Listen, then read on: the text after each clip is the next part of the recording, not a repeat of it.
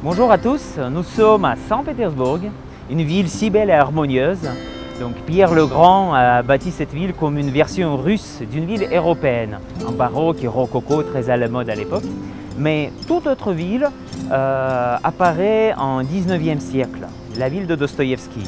Ici c'est très différent, ici les étudiants assassinent les vieilles, ici les cochers battent à mort leurs chevaux.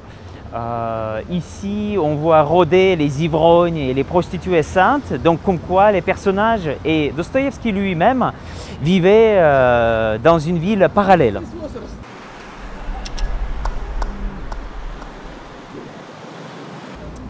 Alors, nous allons aujourd'hui visiter la ville à travers les yeux de Fyodor Mikhailovich. Et c'est notre guide francophone, Lisa, qui est une grande connaisseuse de son œuvre, qui s'est proposée à nous guider. Salut! Привет, привет! Привет. Alors, dis-moi Lisa, donc je viens de commencer à me parler, pourquoi ta belle ville de Saint-Pétersbourg est si, on dirait, morbide chez Dostoïevski, au lieu d'être festive comme elle est?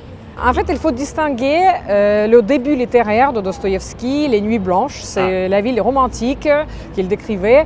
Et il y a aussi Saint-Pétersbourg de Crime et Châtiment, c'est le mystique, le réalisme mystique. D'accord, donc c'est cette ville qu'on connaît en fait. Oui, et en fait, la troisième ville, c'est Saint-Pétersbourg réel, la ville de Dostoïevski qu'il adorait, qu'il aimait bien, qu'il connaissait par cœur parfaitement, toutes ces petites ruelles. Il ne l'aurait jamais quitté si ce n'était pas les créditeurs. Ah d'accord. Bah alors, tu pourras nous montrer un peu ces trois villes de Dostoïevski. Ah oui, avec plaisir, on y va. Bon, allez.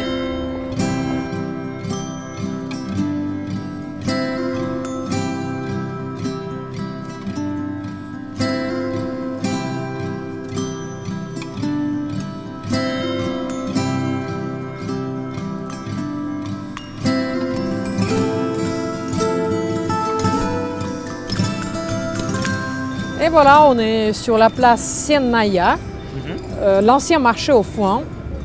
Depuis l'époque de Dostoïevski, qu'il y avait ici ces petits marchands, les brigands, les bandits, les prostituées, les ivrognes.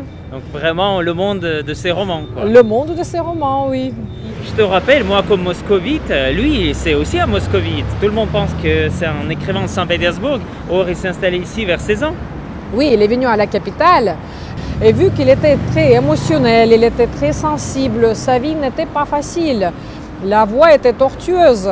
En fait, on est tout à côté de la prison où il a passé un moment de sa vie et ce n'était pas le moment le plus difficile parce qu'en fait, il était condamné à mort. Et c'était Nicolas Ier qui a changé cette peine juste au dernier moment. Il l'a remplacée par la déportation en Sibérie, au bagne. D'accord, et pourquoi il était condamné? Il était condamné pour la participation au cercle des révolutionnaires, par ses idées révolutionnaires. Il était envoyé au bagne. D'accord. Mais je pense qu'après ces épreuves, c'est clair qu'il ne pouvait pas rester tel qu'il était avant de venir ici. Mais dis-moi, si on veut découvrir les romans, les œuvres de Dostoïevski, où faut-il se rendre en priorité à Saint-Pétersbourg? En fait, on est bien dans le quartier de Dostoïevski. On va voir la maison de Raskolnikov, le héros principal de roman Le Crime et Châtiment. Et on va aller le voir. Allons.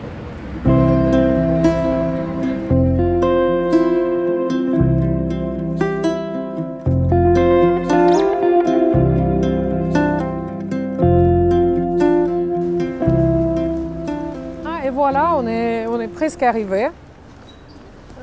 Voilà. On est devant la maison Raskolnikov. Donc c'est notre étudiant là qui a assassiné la vieille usurière. Oui, oui, oui. Et tu vois bien, la maison, elle garde toujours son aspect initial. C'est tout à fait spécial. Ce qui date de l'époque de Dostoïevski.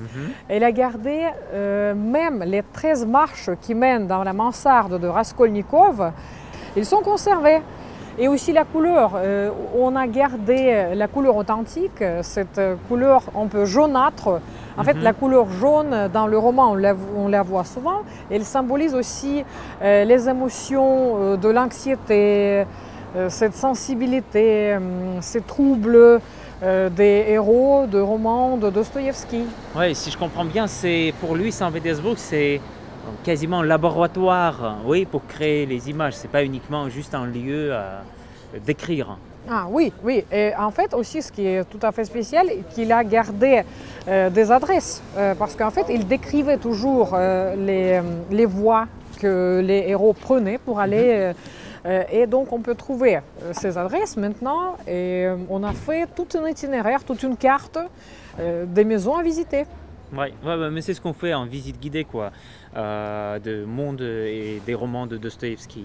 Moi, je suis jaloux parce qu'à Moscou, si tu veux, c'est beaucoup plus dur de retrouver dans le centre-ville qui est très transformé quand même. Ah, ouais. Les choses qu'on avait il y a 150 ans, 170 ans. Voilà. Mais bon, finalement, ce n'est qu'une des adresses de Dostoïevski. Oui, on peut continuer. On en a d'autres. Oui.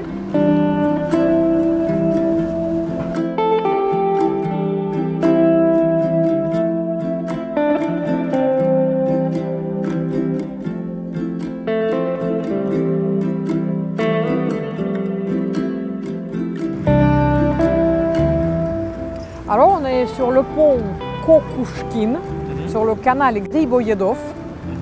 C'est aussi un des endroits typiques pour le roman de Dostoïevski, où son héros Raskolnikov allait jusqu'à la maison de l'usurière. Et en fait aussi, c'est le même pont que Dostoïevski lui-même, il prenait plusieurs fois par jour parce qu'il habitait tout à côté. Ouais. Et comme ça, il a créé son œuvre Crime et Châtiment, qui est devenue tellement connu qu'il a créé le prototype tout à fait spécial dans son thriller. Et c'est pour ça qu'il a été réalisé plusieurs fois dans le monde entier par des maîtres de cinéma différents. Je suis entièrement d'accord. En fait, merci Lisa pour cet aperçu. Le sujet, c'est un vrai puits sans fond, hein, quand même. Eh oui. Mais je suis absolument d'accord que Saint-Pétersbourg, c'est pas uniquement une fête éternelle, mais il a aussi un autre visage, ville de Dostoïevski, qui est important à découvrir pour comprendre la ville. Voilà, merci encore Lisa. Avec plaisir. Merci à vous tous de votre attention. Je vous invite à partager vos avis, laisser vos commentaires et vous abonner à notre chaîne. Et moi, je vous dis à la prochaine vidéo.